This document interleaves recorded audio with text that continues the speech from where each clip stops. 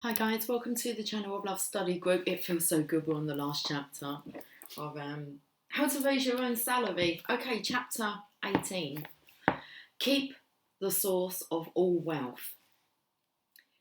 You now have a workable understanding of the master keys to all riches. It is only natural that you may wish to use the key to unlock the door to material riches. Let us turn then to the analysis of the great American system of free enterprise, because this is the major source of material riches.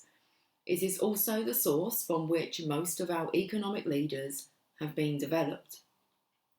Our system of free enterprise is not a quick growth institution, but it is the product of many decades of evolution during which it has been supported and developed by scientific research, as well as by the trial and error method of gathering useful knowledge.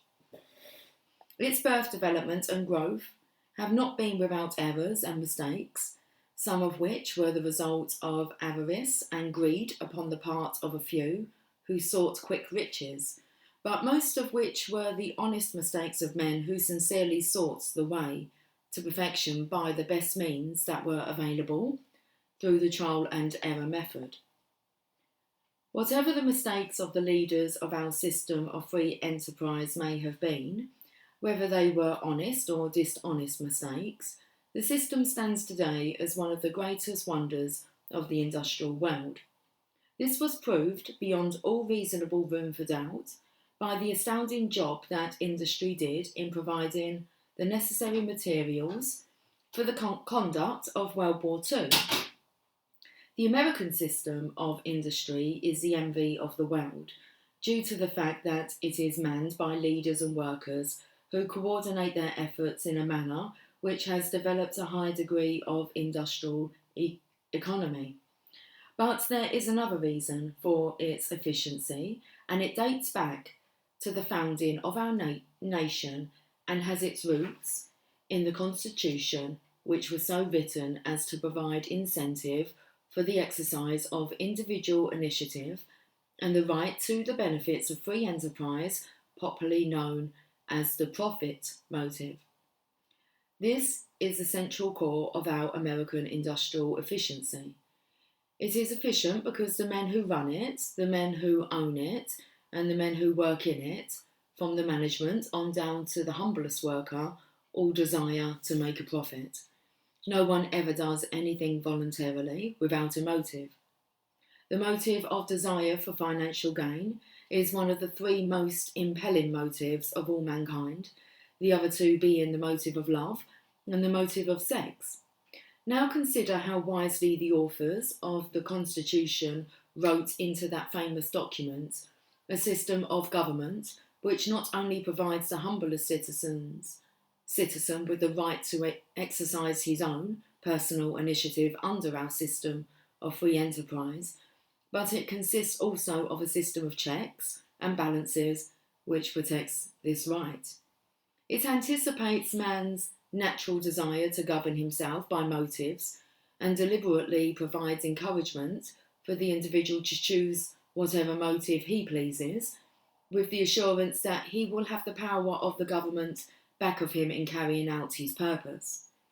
Andrew Carnegie, who was recognised as the greatest industrial leader of his time, was so keenly aware of the stimulating effect of the profit motive that he deliberately encouraged his associate workers to make the most of this motive. Some of them began as ordinary labourers, but they so related themselves to their fellow workers under our system of free enterprise that they accumulated vast personal fortunes. It was one of these workers who began as a stake driver at ordinary day wages who promoted himself until he became the moving spirit in the organisation of the great United States Steel Corporation, which has added hundreds of millions of dollars of wealth to the nation as a whole, to say nothing of having provided millions of jobs for men and women, directly and indirectly. His name was Charles M. Schwab. On some occasions, Mr. Schwab made such effective use of our system of free enterprise that he not only earned a salary greater than that of the President of the United States, but an additional bonus of as much as $1 million in a single year, an achievement that would have been impossible without the friendly cooperation of Mr. Carnegie and the benefits of our system of free enterprise.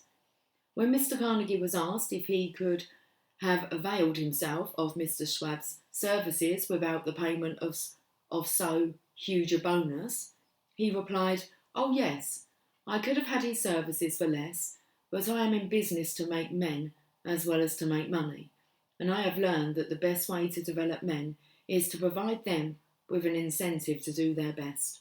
I have found no incentive which beats that of desire for financial gain." So here is a clear statement by the greatest industrialist this country has ever known, which lays the finger squarely on one of the major advantages of our system of free enterprise. It is a system which develops personal initiative and thereby helps men to do their best, to do it willingly and voluntarily. This point is emphasised because it turns a spotlight on the greatest of all the assets of the richest and the freest nation, and that is the ingenious manner in which the American form of government and the American system of free enterprise have been so coordinated that they inspire and encourage every citizen to do his best. Take away from a man the right to make a profit on his services and limit his right to exercise his personal initiative in whatever direction he chooses, and you will have destroyed the greatest asset that any man has, no matter what may be the pretence under which this is done.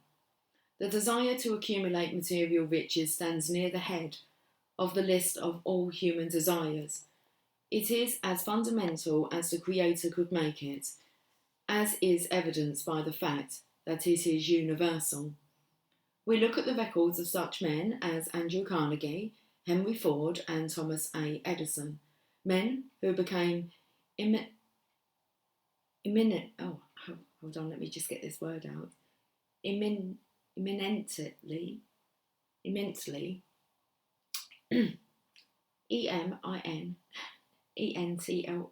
successful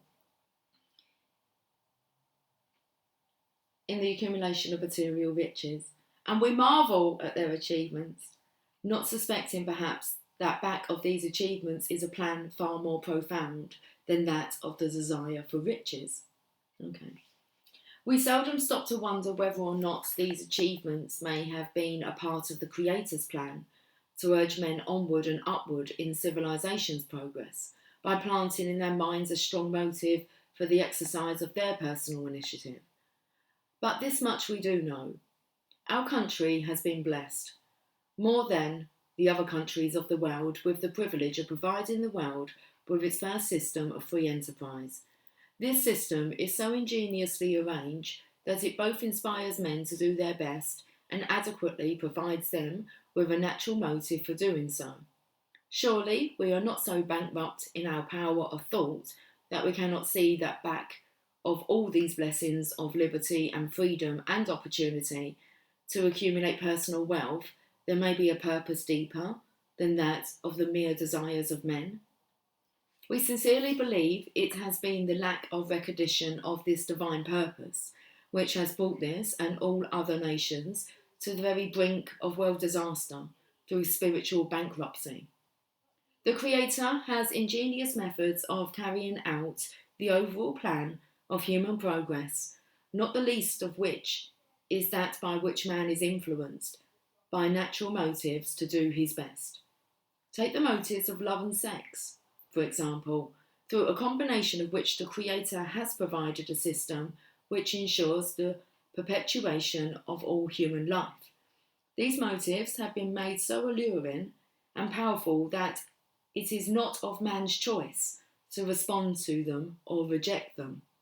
The Creator has seen to it that life on this earth shall continue according to his plans, no matter what man may think he wants, or to what motives he may attribute the results of his activities. Henry Ford may have believed that he was motivated by a desire for financial gain, or he may have believed that he was motivated by the pride of personal achievement through which he established a great industrial empire that benefited other people more than it benefited him. But one thing he may never have known, and it was not essential that he knew it, is that through his efforts, millions of men and women are motivated to carry out the Creator's plans by the development of their minds through the exercise of their personal initiative. The human brain develops only through personal initiative. This is a fact well known to every psychologist, but not everyone recognises the possibility that back of all expression of personal initiative is the Creator's plan to ensure man's mental and spiritual growth through his own endeavours. The whole of nature and the recognised methods by which all natural laws operate provide inescapable evidence of the soundness of this theory, and recognition of this evidence will remove all odium with which our system of free enterprise has been besmirched by those who would find fault with it without offering the world a better system. Able thinkers have agreed that it was no mere stroke of chance that has provided the people of this country with unparalleled privileges and opportunities to develop and grow through the expression of their personal initiative. This privilege outweighs every other privilege we enjoy, for it provides everyone with the opportunity to choose his own motive and to live his own life and accumulate riches in whatever form and quantity he may desire. Andrew Carnegie recognised that the American people might become over-engrossed in the accumulation of material riches because he knew, as we all know, that there is such an overabundance of wealth and opportunity to accumulate wealth in the United States that there is a danger man may evaluate too lightly that which comes too easily.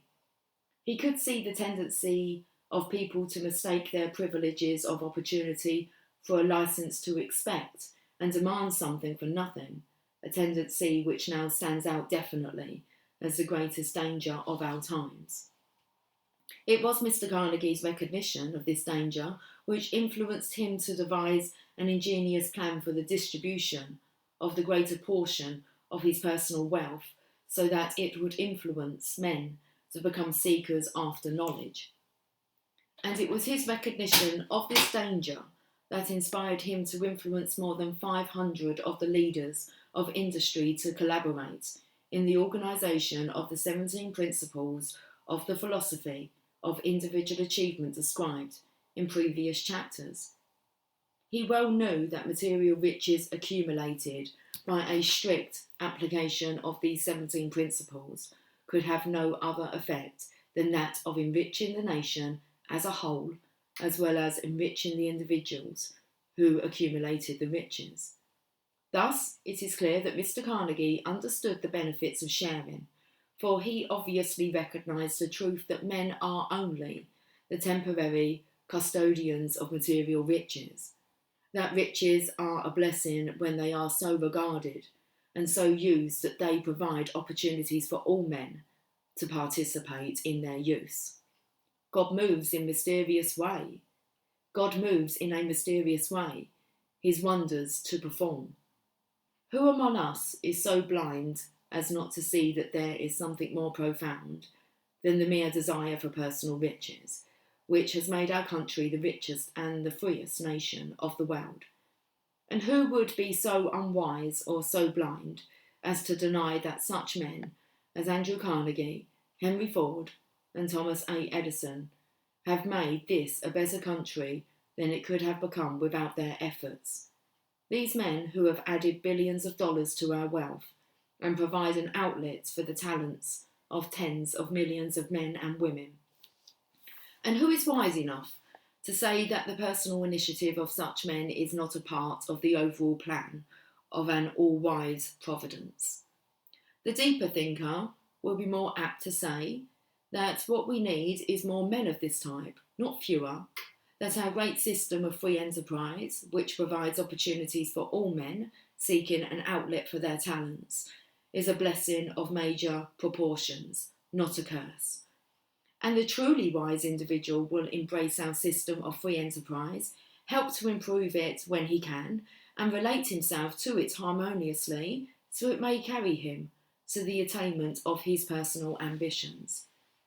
It was in this spirit that Henry Ford related himself to our system of free enterprise. And while he began without money, with very little schooling, and chose a field of endeavour in which he had to become a pioneer, with the trial and error method as his only guide, he attained results which astounded the entire industrial world. We know that he struggled tirelessly to perfect the automobile that was destined to make him the directing head of a great industrial empire, working late hours and using all of the talents he possessed. We know that out of his persistent use of his personal initiative came an industry which provides employment, directly or indirectly, for many millions of men and women, whose combined wages amount to many millions of dollars each working day. All of these facts we know, but what we do not know is the nature of the motive, the real hidden motive, which inspired Mr. Ford to carry on. We may say it was the profit motive, but there are many facts connected with his career which indicate that we shall have to go deeper than the profit motive for the real answer. Of one thing we may be sure, the American form of government and the American system of free enterprise provided aid and encouragement to Mr. Ford and gave him the hope and faith necessary to enable him to carry on through many years of struggle. We know also that out of that struggle came a great network of industrial plants, improved highways that cover the entire nation, gasoline filling stations, automobile garages and repair shops, automobile accessory stores and other business enterprises which provide employment for millions of people. Perhaps Mr. Ford did not have all of these astounding results in mind while he was labouring to perfect his automobile, but whatever his motive may have been, the results were the same. Surely no one in his right mind would believe that Mr. Ford could have accomplished such stupendous results if in the beginning his personal initiative had been subdued, discouraged, or limited in any manner. On the other hand, it is obvious that he succeeded because he made intelligent application of the 17 principles of this philosophy through which he related himself harmoniously to the great American system of free enterprise. If we combine the results attained by Henry Ford with those attained by the other great industrial leaders of the past several decades, we shall have what is known as the American way of life. There are many facts connected with the American system of free enterprise, which require no great amount of analysis in order that we may recognise their benefits. The first of these is the fact that our industrial system provides the greatest source of inspiration for the use of personal initiative. In this respect, it is the same today as it was when Henry Ford, Andrew Carnegie and Thomas A. Edison began their careers.